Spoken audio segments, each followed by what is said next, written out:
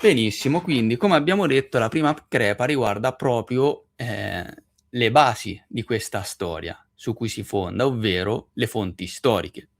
Perché noi principalmente, da quello che ci dice la storia ufficiale, sappiamo, di questa vicenda tramite le fonti dell'Inquisizione, quindi di coloro che perseguitarono i catari, e di quelle poche fonti considerate catare originali, scritte, per mano loro e che sostanzialmente descriverebbero quella che era la dottrina dualista alla base dei catari e quindi anche magari, come si svolgeva la loro liturgia. Una di queste è il rituale cataro di Lione e l'altra è il libro dei 2 principi. Il fatto è che però, analizzando effettivamente le fonti, anche andando a studiare un po' quello che è il dibattito interno alla comunità storica accademica, emergono, delle versioni contrastanti, soprattutto dall'analisi di queste fonti, soprattutto dei documenti dell'Inquisizione. Diciamo che emergerebbe una realtà differente rispetto alla concezione comune che si ha, perché, ripeto, la storia ufficiale ci dice appunto, no, che quanto sappiamo di Catari arrivi dalle fonti dell'Inquisizione, ma nel momento in cui si va ad interrogare queste fonti, emergerebbe in realtà una realtà, scusate la ripetizione, molto differente. Veniamo ad esempio al rituale cataro di Lione. Innanzitutto, noi non abbiamo l'originale di questa fonte storica, ma è disponibile soltanto una copia del XIX secolo, su cui sarebbe trascritto un presunto originale del XIII secolo. Questa è la datazione ufficiale, ma ormai per chi segue questo canale sa benissimo che non possiamo dare, totalmente fiducia a quelle che sono le datazioni ufficiali. E infatti, ecco, un'altra cosa che volevo dire è che questa sera non si andrà a trattare la storia dei Catari nel senso, comune, come è stato fatto da tantissimi scrittori nel tempo, ma la tratteremo dal punto di vista, cronologico per capire effettivamente cosa può esserci di concreto o meno. Però, non sarà comunque meno interessante perché in realtà, il quadro che emergerà sarà, davvero sorprendente, ecco. Quello che ho potuto constatare dalle mie ricerche è che comunque, emerge una situazione che, si può ritrovare anche all'interno del dibattito storico accademico, quindi anche gli accademici e gli storici che si sono trovati a studiare rispetto a questa storia, non si trovano d'accordo e si sono create 2 correnti di pensiero differenti e questo contribuisce a gettare ancora più mistero, verso questa storia. Quindi, abbiamo questo rituale cataro di Lione, che descriverebbe comunque, i riti liturgici all'interno della chiesa, occitana, catara, però, diciamo che non possiamo fidarci tantissimo della sua datazione. L'altra fonte storica considerata catara originale si chiama il Libro dei 2 Principi. E questo libro è molto importantissimo perché andrebbe, a mettere la parola fine su quella che è una delle diatribe più discusse all'interno della comunità storica scientifica, scusate, rispetto alla storia dei catari. Questo libro dei 2 principi, fu riscoperto soltanto nel XIX secolo dal frate domenicano Antoine Dondain nella Biblioteca Nazionale di Firenze. Sarebbe attribuito a un italiano, identificato con Giovanni Dalugio, ed era rimasto nascosto per secoli nelle biblioteche domenicane, fino poi ad essere riscoperto finalmente nel XIX secolo. Ma perché questo libro è importante, appunto? Perché uno dei principali dibattiti che c'è, per quanto riguarda la storia di Catari, è il fatto che esistesse o meno una dottrina sistematizzata di tipo dualista di derivazione manichea nel sud della Francia, con una controchiesa, strutturata, quindi con vescovi, diaconi, eccetera. C'è una parte degli storici che sostiene questo, che nel sud della Francia ci fosse questa controchiesa che quindi, simboleggiasse un po' la rivalità alla Chiesa cattolica di Roma del tempo, che si sviluppava su una professione, di fede cristiana di tipo dualistica di derivazione manichea. Ma c'è un'altra corrente di storici invece che non è assolutamente d'accordo. Secondo me è molto strano il fatto che un documento così importante rimanga, diciamo occultato o rimanga nell'oblio senza che nessuno ne sapesse, ne conoscesse l'esistenza fino al XX secolo. Siamo soltanto nel XX secolo quando questo frate domenicano, quindi fa parte di quello stesso ordine che, diciamo operò per l'Inquisizione andando a stanare gli ultimi sopravvissuti di questa storia, no, ora vi voglio far vedere, velocemente anche questo famoso Antoine Dondain, perdonate la pronuncia, prendetela per come, viene. Eccolo qui. Questo è il famoso frate domenicano Antoine Dondain che ritrovò questo documento molto importante. Quindi ecco, diciamo che la situazione intanto intorno alle fonti catare originali, o almeno considerati tale, non è, del tutto chiara. E qui arriviamo, a quella che è a quello che è il dibattito aperto per quanto riguarda la storia, dei catari, no, quando si va ad analizzare i documenti, appare una realtà ben differente.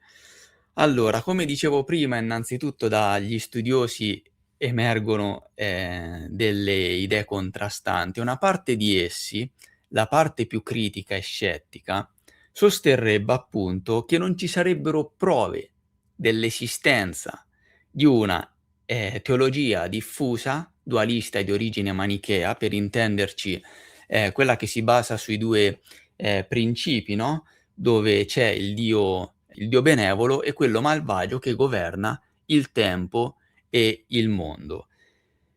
L'anima umana è una scintilla divina che dovrebbe essere, diciamo, liberata dalle costrizioni del mondo, malvagio, mettiamola così, ehm, governato dal mondo malvagio, e questa liberazione dovrebbe avvenire attraverso l'agnosi, appunto da cui deriva anche il termine gnosticismo, appunto, oltre che l'ascesi e una ritualità, diciamo dei rituali purificatori. Ecco, questo è il manicheismo, che sostanzialmente si basa su delle categorie antiche, tra cui possono rientrare i famosi Esseni della storia, no, avvicinati a Gesù Cristo.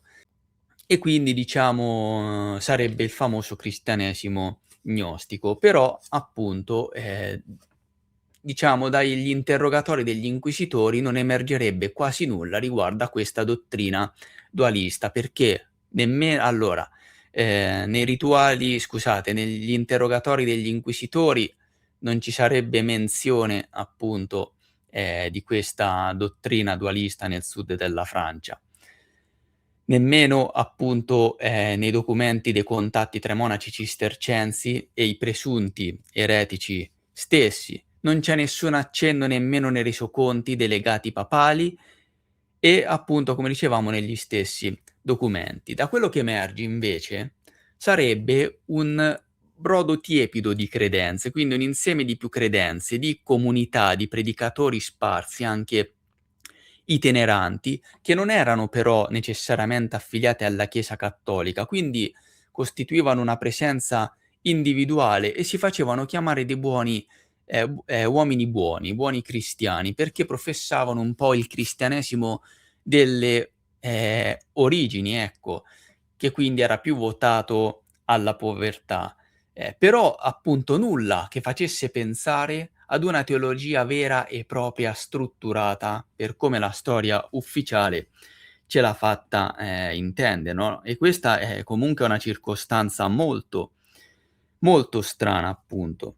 Inoltre quello che emerge è che si saprebbe pochissimo in generale delle eresie, perché qualsiasi ovviamente testimone di eresia, come ad esempio le encicliche che chiedono la persecuzione e le scomuniche e anche le crociate del tempo, in realtà, poi le cronache stesse, come i sermoni, sarebbero molto generiche, non ci sarebbe nulla di specifico e per oltre 75 anni le testimonianze dell'Inquisizione spesso dipingono, scusate, vividi quadri di comunità, ma non di una singola eresia. Quindi non c'era nulla che potesse catalogarsi al tempo come una singola eresia nel sud della Francia, almeno appunto per come, c'è stata raccontata oggi dalla storia ufficiale.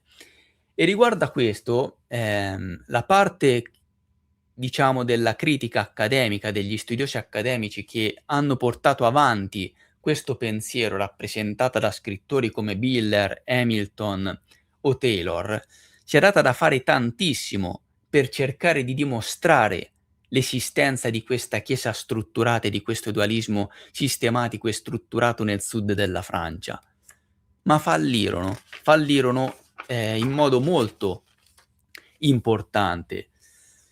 Principalmente per 3 ragioni. Innanzitutto per la natura appunto delle fonti inquisitoriali.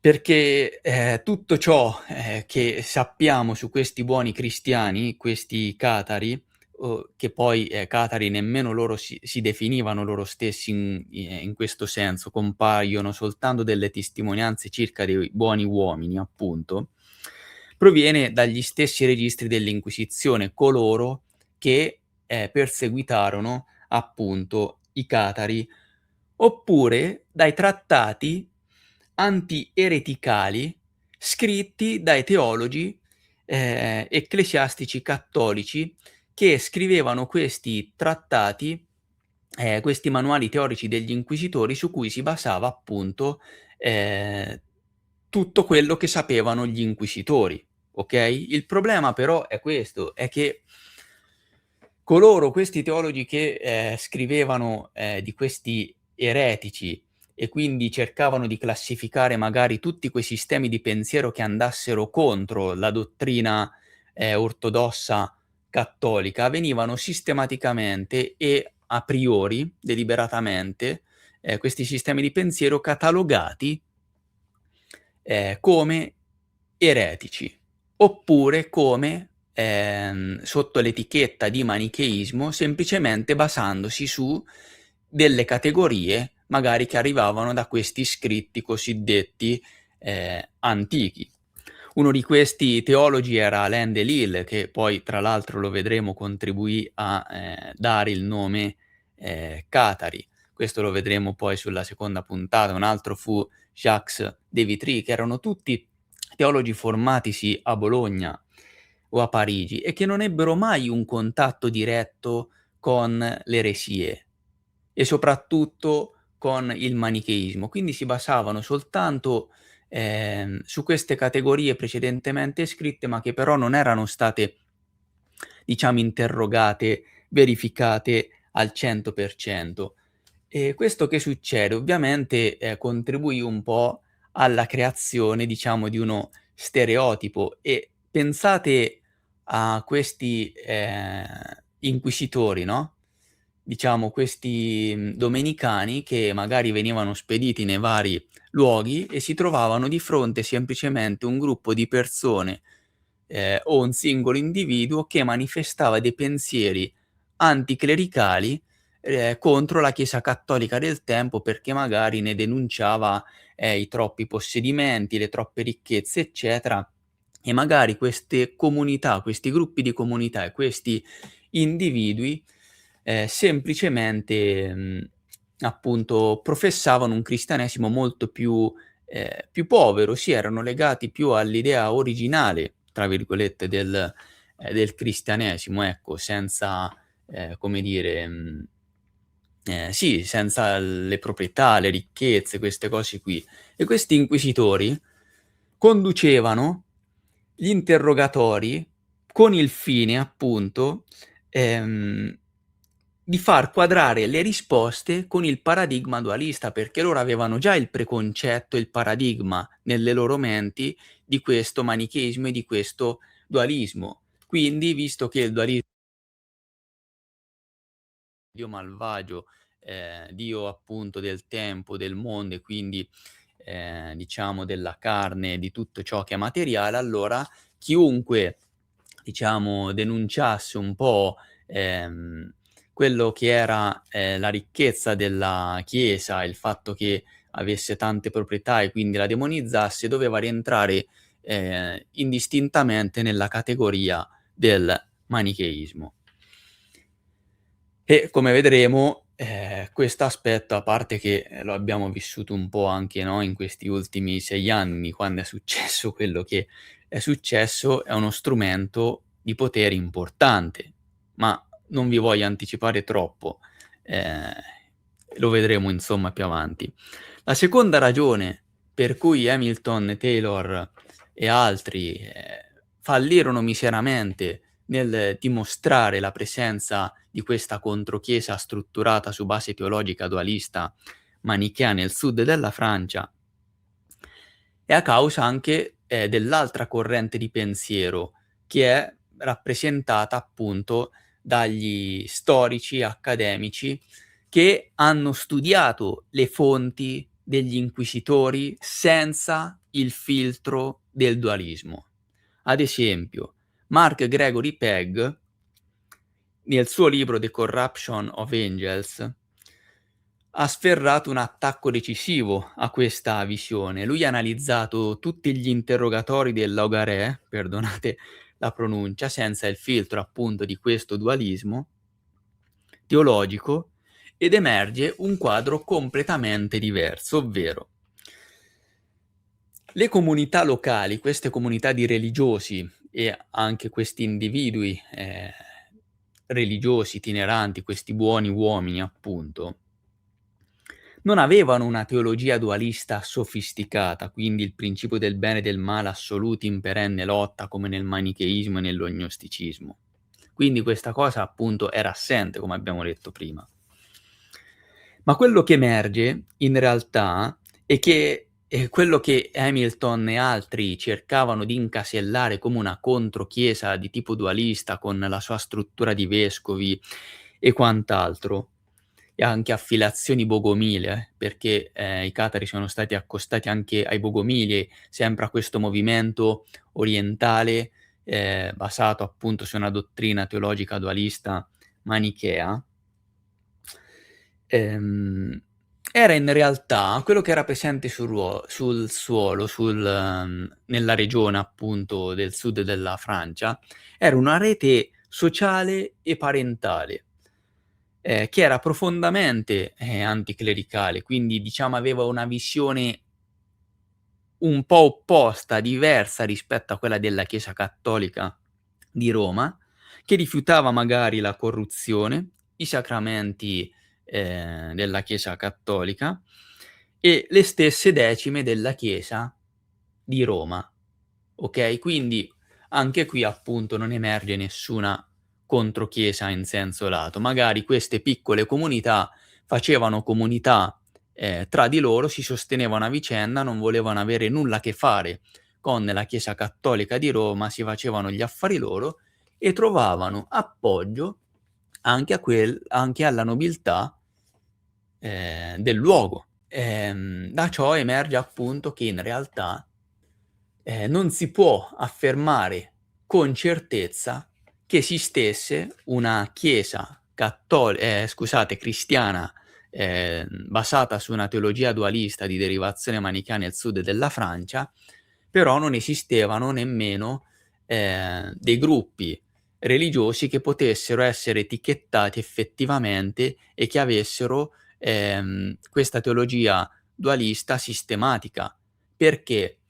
Perché questa, diciamo, questo dualismo sistematico, sistematizzato, compare soltanto nei manuali teorici degli inquisitori, dal XIV secolo in poi, ma vedremo come anche potrebbero essere datati in realtà anche al XV e XVI secolo, appunto.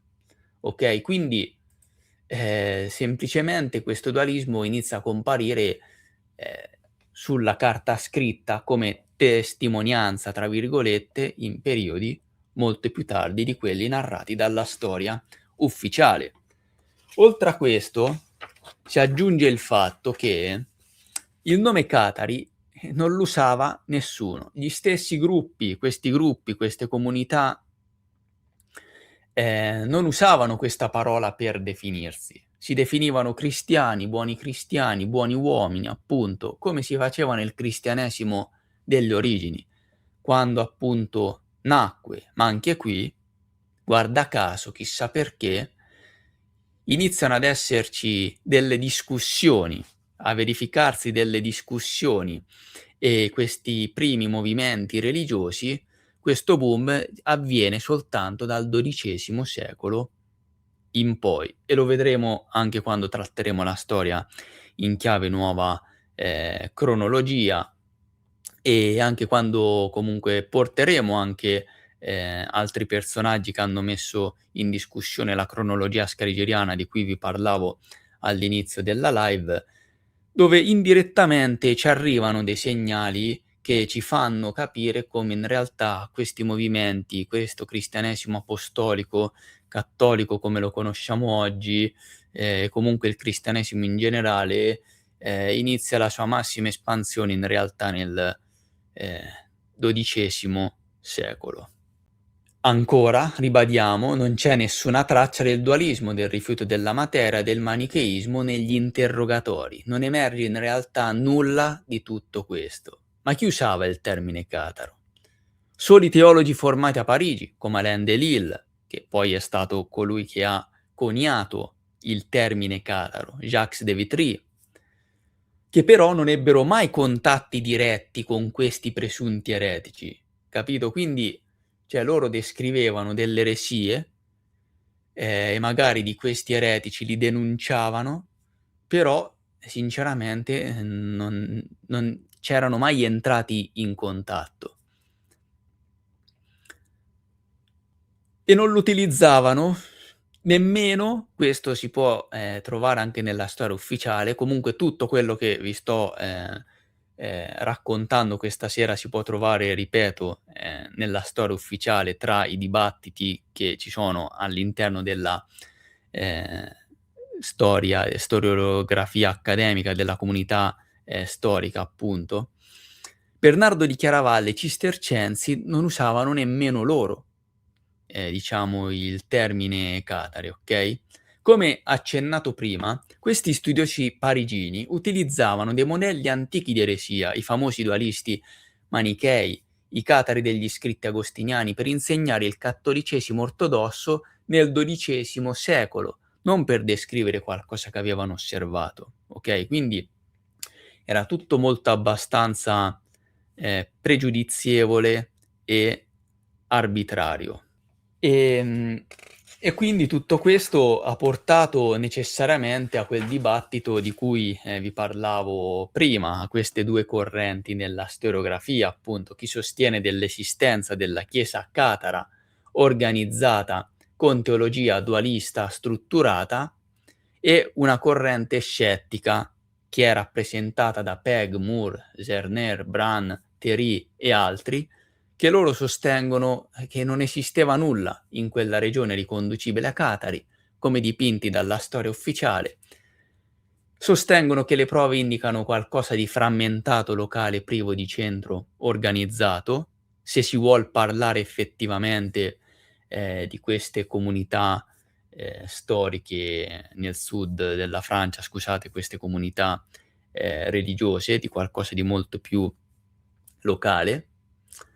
E ti dicono che la struttura con vescovi, diaconi e la dottrina sistematizzata in realtà sarebbe una ricostruzione retrospettiva prodotte dalle stesse istituzioni che perseguitarono gli eretici. E questa carrellata, dello stato, mettiamola così, di salute delle fonti storiche su cui si basa tutta la storia dei catari, anche ufficiale, lo dobbiamo continuare menzionando un altro documento che è ritenuto essere importante al fine di comprovare l'esistenza di una controchiesa di, stampo dualista nel sud della Francia. Stiamo parlando del documento di Nicinta, ovvero la carta del Concilio di San Felice datato al 1176.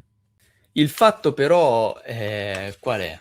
Allora, innanzitutto questo documento descrive una riunione in cui fu fondata, presumibilmente questa chiesa eretica con vescovi e diaconi.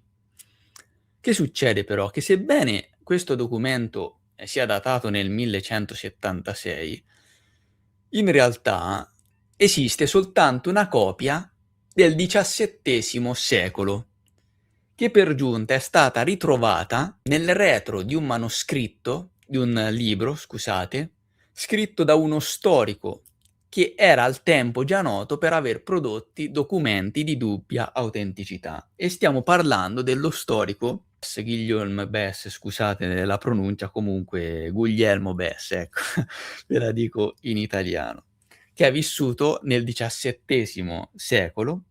Diciamo, la sua opera è l'opera che descrive la storia dei duchi, dei marchesi e conti di Narbonne, che fu pubblicata a Parigi nel 1660. E questa carta del Concilio di San Felice era nelle ultime pagine di questo libro. E qual è la versione di Guillaume Bess? Lui dice che ritrovò questo scritto, una copia del XIII secolo, una copia dell'originale, che però l'originale è andato perduto, quindi lui si basò su questa copia del XIII secolo. Lui trascrive questo documento, lo copia nel XVII secolo, nel momento in cui appunto lui pubblica la sua versione, la stessa copia del XIII secolo scompare, ok? Scompare nel nulla.